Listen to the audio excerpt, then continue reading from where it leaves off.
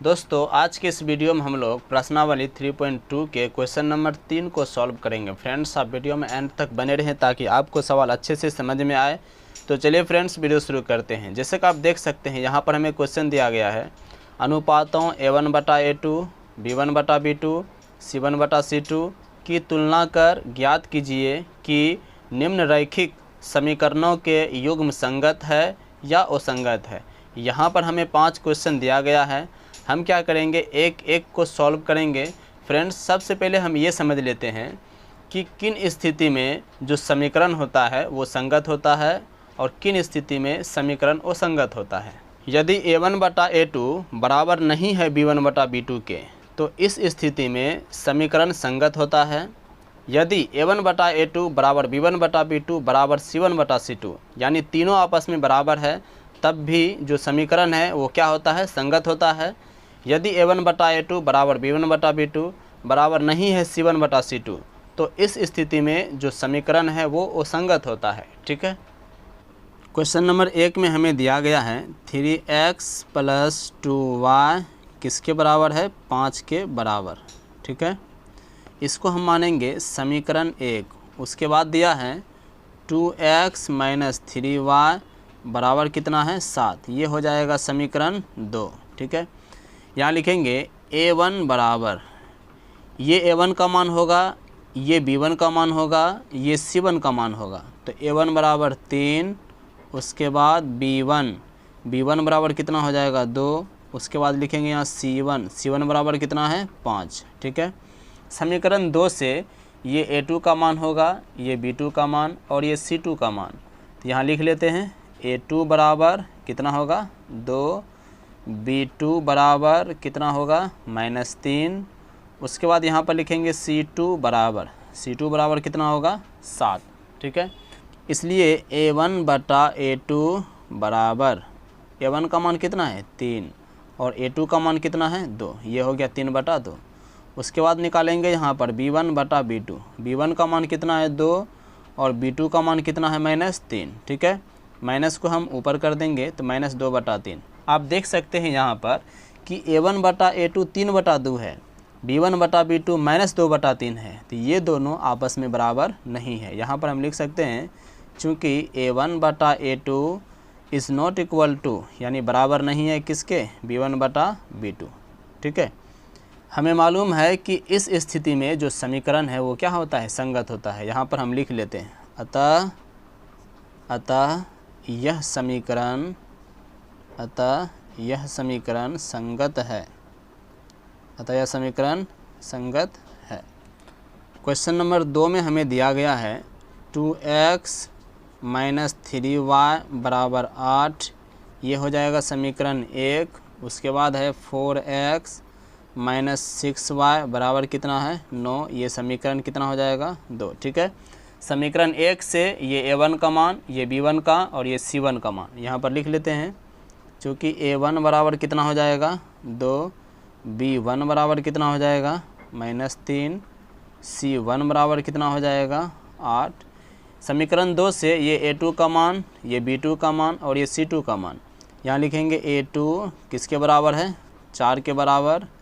उसके बाद लिखेंगे B2 कितना है -6। उसके बाद यहाँ पर लिखेंगे C2 कितना है 9।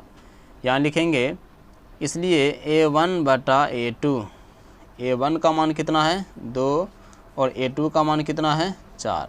2 1 है 2, 2 दूनी 4, तो कितना होगा 1/2।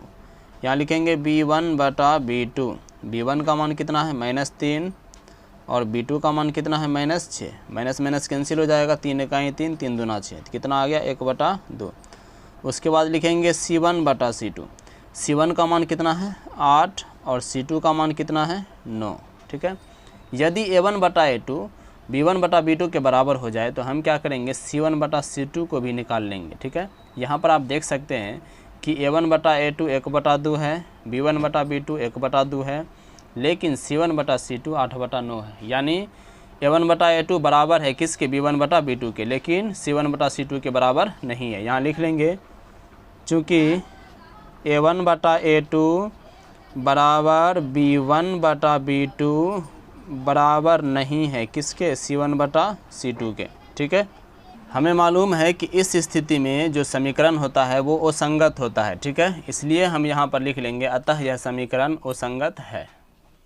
अब हम क्वेश्चन नंबर 3 को सॉल्व कर लेते हैं। क्वेश्चन नंबर 3 में हमें दिया गया है 3/2x, उसके बाद क्या है प्लस 5/3y किसके बराबर 7 के बराबर। ये होगा समीकरण 1, ठीक है।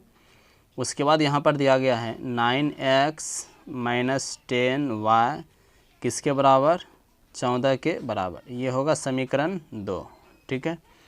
यहाँ लिखेंगे a1 बराबर समीकरण 1 से ये a1 का मान होगा, ये b1 का मान होगा, ये c1 का मान होगा।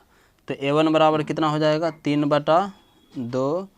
उसके बाद यहाँ लिखेंगे b1 बराबर ये b1 का मान हो जाएगा 5/3। ये c1 का मान हो जाएगा c1 बराबर कितना है 7। समीकरण 2 से ये a2 का मान, ये b2 का मान और ये c2 का मान हो जाएगा। तो a2 बराबर कितना हो जाएगा 9, b2 बराबर कितना हो जाएगा -10, c2 बराबर कितना हो जाएगा 14। यहाँ पर लिख लिए। यहाँ लिखेंगे इसलिए a1/a2, a1/a2। a1 का मान कितना है 3/2, a2 का मान कितना है 9। इसको जब सॉल्व करेंगे तो 3/2 यानी 2 के साथ ये 9 गुना हो जाएगा, ठीक है। क्या हो जाएगा गुना। यहाँ लिखेंगे 3 का ही 3, 3 तिया 9, तो ऊपर 1, 3 दूना कितना हो जाएगा 6। यहाँ पर लिखेंगे b1/b2, b1 का मान कितना है 5/3, 5/3, b2 का मान कितना है -10। ठीक उसी प्रकार जिस तरह से यहाँ पर 2 9 के साथ गुना हुआ था, उसी प्रकार 3 - 10 के साथ गुना हो जाएगा, ठीक है। 5/3 गुना क्या हो जाएगा -10। 5 से इसको कैंसिल कर देंगे, 5 का 5, 5 दूनी 10, ऊपर में कितना होगा माइनस को ऊपर लिख लेंगे, -1/3 दूना कितना हो जाएगा 6। आप देख सकते हैं कि ये दोनों आपस में बराबर नहीं है। हम यहाँ पर लिखेंगे चूँकि a1/a2 बराबर नहीं है किसके b1/b2 के, ठीक है। हमें मालूम है कि इस स्थिति में जो समीकरण होता है वो संगत होता है। यहाँ पर हम लिख लेते हैं अतः यह संगत समीकरण है, अतः यह संगत समीकरण है, ठीक है। अब क्वेश्चन नंबर 4 को सॉल्व कर लेते हैं। क्वेश्चन नंबर 4 में दिया गया है 5x - 3y किसके बराबर 11 के बराबर। ये होगा समीकरण 1। उसके बाद दिया गया है -10x, उसके बाद क्या है +6y किसके बराबर -22 के बराबर। ये हो जाएगा समीकरण 2, ठीक है। समीकरण 1 से ये a1 का मान होगा, ये b1 का मान होगा और ये c1 का मान होगा, ठीक है। यहाँ पर लिख लेते हैं a1 बराबर कितना हो जाएगा 5, b1 बराबर -3, c1 बराबर कितना हो जाएगा 11। ठीक उसी प्रकार समीकरण 2 से ये a2 का मान, ये b2 का मान और ये c2 का मान।